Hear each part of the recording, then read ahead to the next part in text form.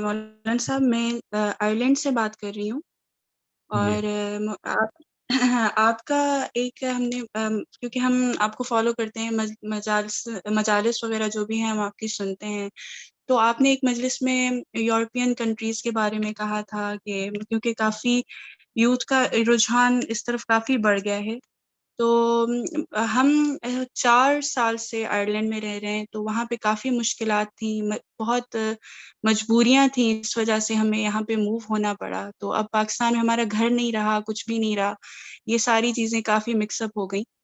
تو اب یہ ہے کہ کافی لوگ پریشان بہت زیادہ کر رہے ہیں کہ آپ لوگ پاکستان آ جائیں، وہاں پہ آپ درس سنیں، جیسے وہاں پہ ولایت نہیں ہے آپ کی، کافی اس طرح کے سوالات ہیں۔ اور الحمدللہ میری 3 بیٹیاں ہیں، تو وہ خراب ہو جائیں گی اس ملک وغیرہ میں، تو آپ وہاں پہ نہیں رہیں۔ اب وہاں پہ دیکھتے ہیں تو کوئی آپشن نظر نہیں آتا، کافی اتنے مسائل ہیں۔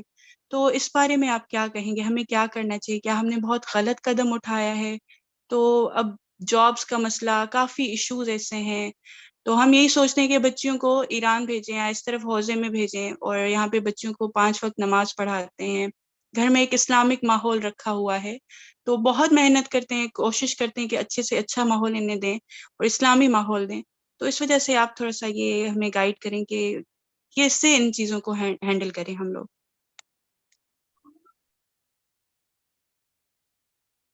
دیکھیے، اس پہ ہم نے تفصیلی اعتبار سے گفتگو کی ہے۔ کچھ سولوشنز تھیوریکل ہوتے ہیں، کچھ پریکٹیکل ہوتے ہیں۔ ظاہر ہے مثلاً وہاں پہ اگر 1.5 ملین 2 ملین مسلمان رہتے ہیں یا مور دین دیٹ، اب سارے تو ظاہر ہے وہاں سے مائگریشن نہیں کریں گے، اور بڑا مشکل ہے وہاں سے سب کا آنا بھی۔ تو اس کے پھر کچھ پریکٹیکل حل ہوتے ہیں۔ پریکٹیکل حل پھر یہی ہیں کہ جو آپ منیممس کر رہے ہیں، گھر کا ماحول اسلامی بناتے ہیں، وہاں پہ کوئی اسلامی سینٹر بناتے ہیں۔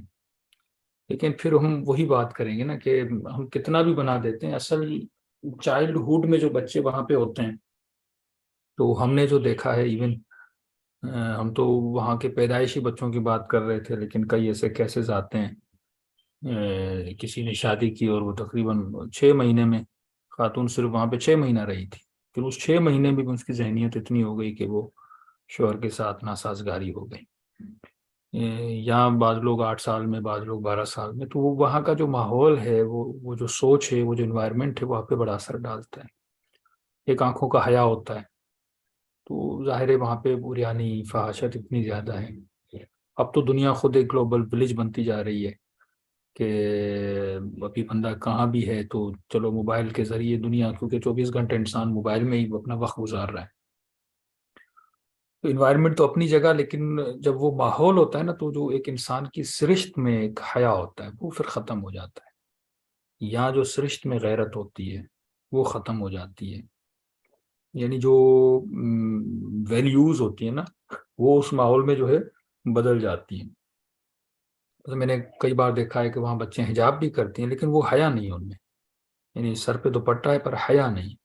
دوپٹہ ہے، جینس پہنی ہوئی ہے، کپڑے ٹائٹس پہنے ہوئے ہیں، کئی لیبنیز آپ نے دیکھے ہوں گے، ترکی کے لوگ آپ نے دیکھے ہوں گے۔ تو اصل حجاب جو ہے وہ بیسک حیا سے شروع ہوتا ہے۔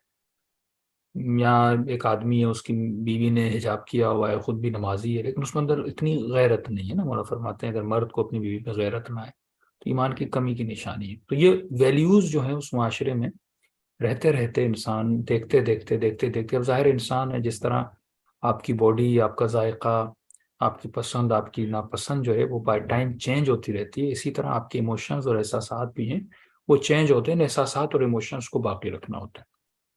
اس کا جو سلوشن ہے، ایک تو پریکٹیکل سلوشن ہے، وہ یہی ہے کہ ہم وہاں اس لیے گئے تاکہ ہم کچھ وہاں پہ مالی اعتبار سے مضبوط ہو سکیں۔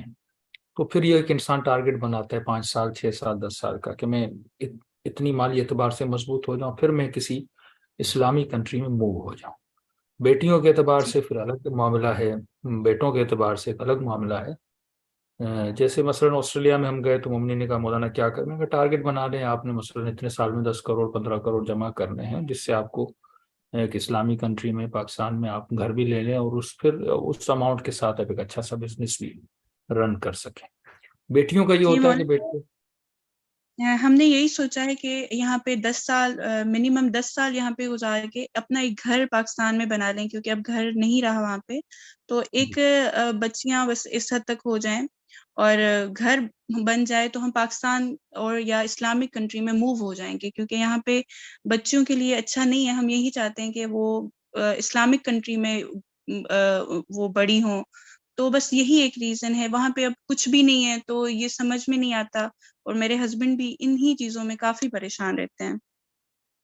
ہاں، تو بیٹیوں کا جو معاملہ ہے تو اس میں بیسٹ یہی ہوتا ہے کہ اگر 22 سال میں، 21 سال میں، 20 سال میں اگر ان کی شادی کرا دی جائے، تو ہمارے کئی والدین ہوتے ہیں مسٹیک کرتے ہیں، وہ زیادہ تر بیٹیوں کی ایجوکیشن پہ بہت زیادہ غور دیتے ہیں۔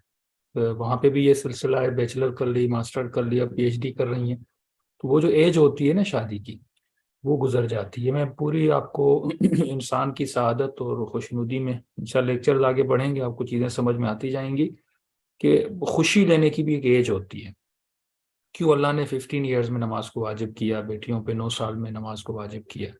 اسی طرح شادی کی بھی ایک ایج ہوتی ہے۔ جب وہ ایج نکل جاتی ہے تو پھر آپ کو وہ خوشی نہیں ملتی۔ جب وہ ایج نکل جاتی ہے تو پھر وہ اولاد کے ساتھ یا شوہر کے ساتھ وہ محبت کا ایک رشتہ نہیں رہتا۔